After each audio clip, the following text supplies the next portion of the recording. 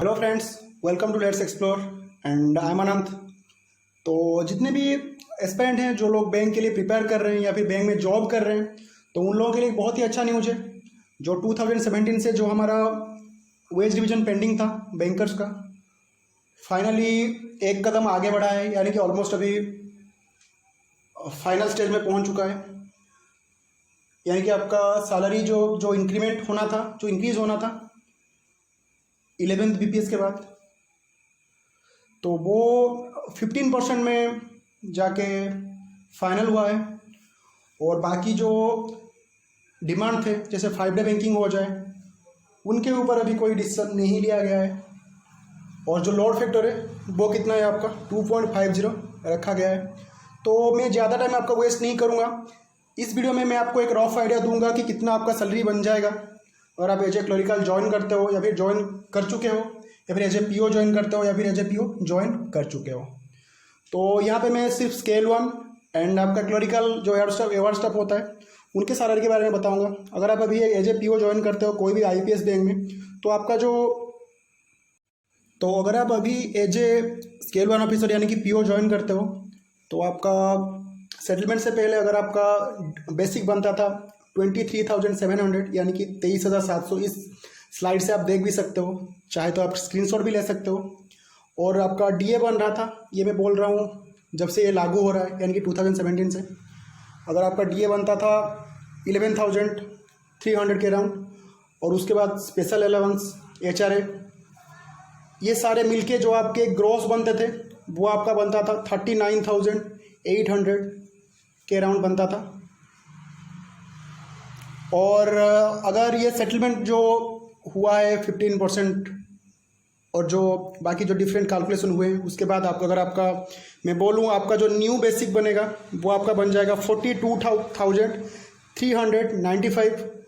और क्या होता है जब सेटलमेंट होता है, जो डीए होता है बहुत ज़्यादा होता है बैंकर्स के, अभी 77% के अराउंड चल रहा है। तो डीए किया जाता है, उसको मर्ज कर दिया जाता है, उसके साथ ऐड कर दिया जाता है और उसको घटा के नीचे ले आया जाता है। तो आपका डीए बन जाएगा आपका 2,600 के अराउंड। फिर आपका एचआरए 9%। तो आपका जो बनेगा, जो सैलरी बनेगा वो आपका कितना बनेगा, आपका जो न्यू नेट हो जाएगा वो हो जाएगा 44,375। तो और आपका जो ग्रॉस बनेगा वो बनेगा आपका 49,000 के अराउंड बनेगा।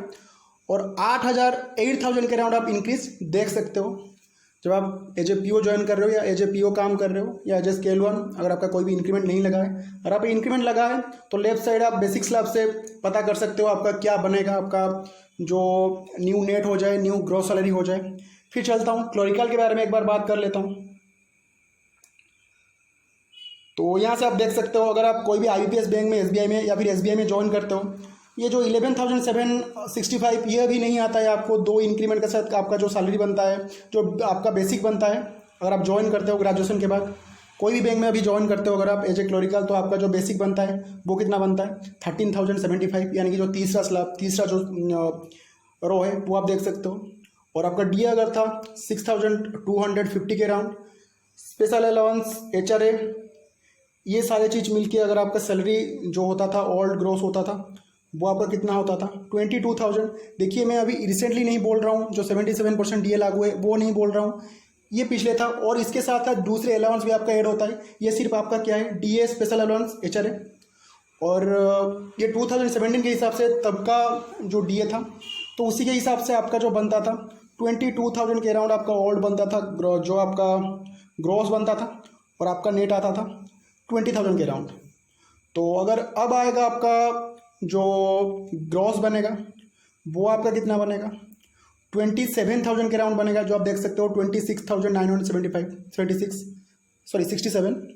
और आपका जो न्यू नेट होगा वो होगा आपका 24,500 के अराउंड। अगर आप इसको देखो अभी के हिसाब से तो ज़्यादा बढ़ जाएगा, क्योंकि ये जो मैं बोल रहा हूँ ये तब का कैलकुलेशन है। क्योंकि आपको समझने के लिए मैं थोड़ा इजी कर देता हूँ, सिंप्लीफाई कर देता हूँ। जो वेज रिवीजन था वो 3 साल से पेंडिंग था, ठीक है। ये 2017 से पेंडिंग था। तो ये आज का वेज रिविजन नहीं है, तब का वेज रिविजन है, अब जाके हो रहा है। इसलिए आपको थोड़ा कन्फ्यूजन हो रहा होगा कि हमारा तो जो सैलरी था, जो नेट था, वो ग्रोथ था, वो तो इससे ज़्यादा था। क्यों ज़्यादा था? ये तब के हिसाब से हो रहा है, ठीक है। तो आई होप आपको समझ में आ गया होगा। और अगर आपका इंक्रीमेंट लगा है तो आप देख सकते हो आपका कितना इंक्रीमेंट लगा है और आपका कितना साल सीनियरिटी हो गया है। तो उसके हिसाब से आप अभी के हिसाब से आपका जो नेट पे है, ग्रोथ पे है, वो भी कैलकुलेट कर सकते हो। आई होप आपको ये हेल्पफुल लगा होगा, थोड़ा सा पॉजिटिविटी मिला होगा और तैयारी करने के लिए ज़्यादा मोटिवेशन मिला होगा। हालांकि ये उतना ज़्यादा नहीं है जितना हम एक्सपेक्ट कर रहे थे। थोड़ा ज़्यादा लोड फैक्टर होता तो बेहतर होता।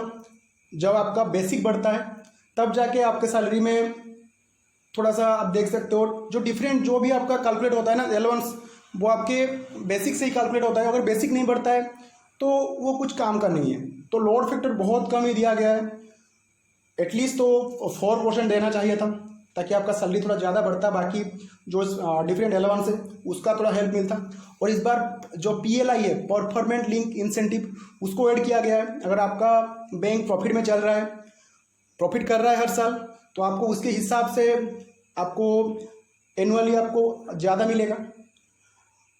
उसके लिए कुछ क्राइटेरिया भी हैं, जैसे अगर आपके बैंक नेट प्रॉफिट में नहीं है तो जो आपको 15 डेज वाला जो आपको PLI वो नहीं मिलता है, आपको नेट प्रॉफिट भी दिखाना होता है।